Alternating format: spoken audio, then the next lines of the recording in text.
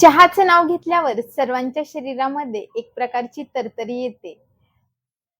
परंतु 90% लोक चहा हे चुकीच्या पद्धतीने बनवतात.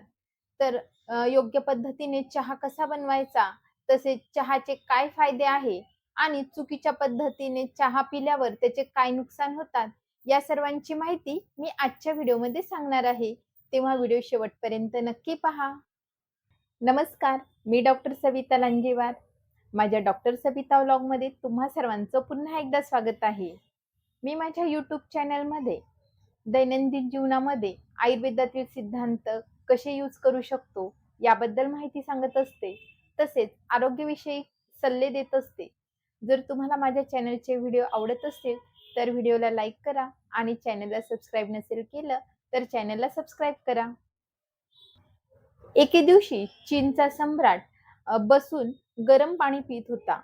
तर त्याच्या गरम पाण्यामध्ये वाऱ्यामुळे एका झाडाचे वाळलेली पानं येऊन पडली आणि त्याने बघितलं की त्या पाण्याचा रंग बदलला आहे आणि त्या पाण्याला जी चव आली आहे ती सुद्धा अतिशय त्याला उत्कृष्ट वाटली.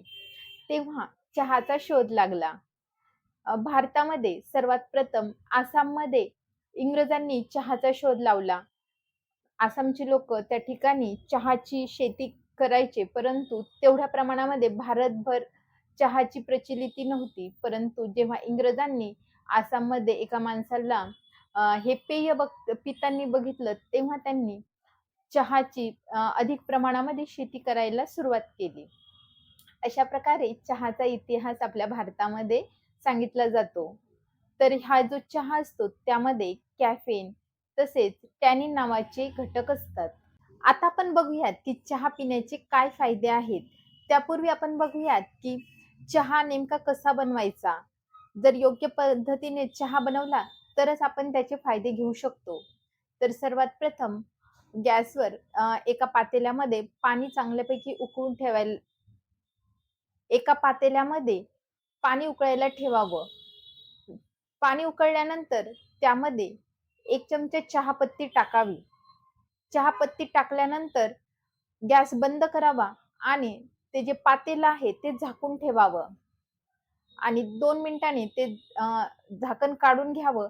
नंतर जे पाणी तयार होतं त्याला योग्य पद्धतीने बनवलेला चहा असं म्हणतात. तर हा चहा गाळून प्यावा. तर यामध्ये तुम्ही तुळशीची पानं किंवा अद्रक, विलायची अशा गोष्टी सुद्धा टाकू शकतात. ग्रीन टी सुद्धा अशाच पद्धतीने बनवावा. जर तुम्ही टी बॅग्सचा वापर करणार असाल, तर यामध्ये सुद्धा पाणी उकळून झाल्यानंतर एका कपमध्ये ओतून घ्यावं आणि ती जी टी बॅग आहे, ती 2 ते 3 वेळा त्याच्यामध्ये डिप करावी. सारखं-सारखं डिप करून पूर्ण पिळून-पिळून काढणं ही पद्धत योग्य नाही. तेव्हा 2-3 वेळा जेवढं डीप होईल, तेवढा त्याचा अर्क त्या पाण्यामध्ये उतरेल, तिथपर्यंतच त्यामध्ये ती टी बॅग डीप करावी. अशा पद्धतीने बनवलेला चहा हा योग्य मानला जातो आणि त्याचे आपल्याला फायदे मिळतात. तर सर्वात आधी चहाचे फायदे आपण आता बघूयात. तर चहा हा सर्वांच्या शरीराला स्फूर्ती देणारा आहे. कारण की यामध्ये टॅनिन नावाचं घटक असतं. तसेच चहामुळे आपल्या ब्रेनला एक प्रकारची चपळता येते. निद्रानाश, चिडचिड यासारख्या गोष्टी कमी होण्यास खूप मदत होते. चहामध्ये अँटीऑक्सिडंट भरपूर प्रमाणामध्ये असतात. त्यामुळे ते आपली इम्यून सिस्टम व्यवस्थित ठेवते. कॅन्सरसारखा धोका सुद्धा टळला जातो. तसेच ज्यांना डायबिटीज आहे अशा लोकांना मदत करतो. तसेच डायबिटीज होऊ नये म्हणून सुद्धा चहाचा फायदा होतो. ज्या लोकांचं वजन वाढलेलं आहे, अशा लोकांनी ग्रीन टीचे सेवन करावे. त्यामुळे वजन कमी होण्यास मदत होते. योग्य पद्धतीने बनवलेला हर्बल टी हा हृदयरोगाचा धोका सुद्धा कमी करतो. तसेच आपल्या शरीरातील कोलेस्टेरॉलची लेव्हल मेंटेन ठेवतो. रक्ताभिसरण सुधरवतो. तसेच ज्या लोकांचं वजन वाढलेलं आहे, अशा लोकांचं वजन नियंत्रणात ठेवण्यास मदत होते. चहामध्ये फ्लोराईड नावाचं एक घटक असतं. ह्या फ्लोराईडमुळे दात किडण्याची समस्या कमी प्रमाणात बघितली जाते. तसेच यामुळे हाडांचं आरोग्य देखील सुधारतं. चहामध्ये अँटीजन असतात. त्यामुळे अँटीव्हायरल, अँटीबॅक्टेरियल यासारखे काम चहा करतं. आता आपण बघूयात, की चहा किती प्रमाणात प्यावा.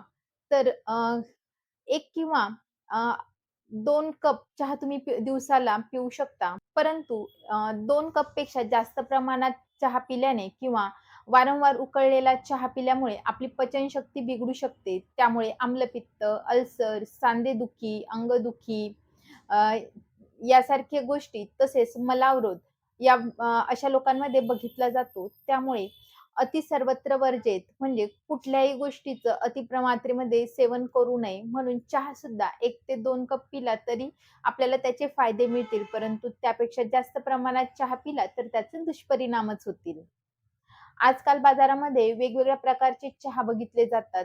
त्याच्यामध्ये बासुंदी चहा, चॉकलेट चहा, इराणी चहा, शीर चहा असे बरेचसे प्रकार आहेत. तर इराणी चहा यासोबत बनमस्का खाण्याची पद्धत आहे. परंतु तो जो मस्का असतो त्यामध्ये सॉल्ट असतं आणि चहामध्ये दूध टाकलेलं असतं. तर दूध आणि मीठ एकत्र खाऊ नये. त्यामुळे आपल्या शरीरातील पित्त खराब होतं आणि ते पित्त रक्ताला खराब करतं आणि त्यामुळे त्वचा विकार होण्याचे खूप जास्त चान्सेस असतात. त्यानंतर पटनामध्ये शीर चहा म्हणून प्रसिद्ध आहे. त्यामध्ये सुद्धा ते लोकं बेकिंग सोडा आणि मीठ टाकतात.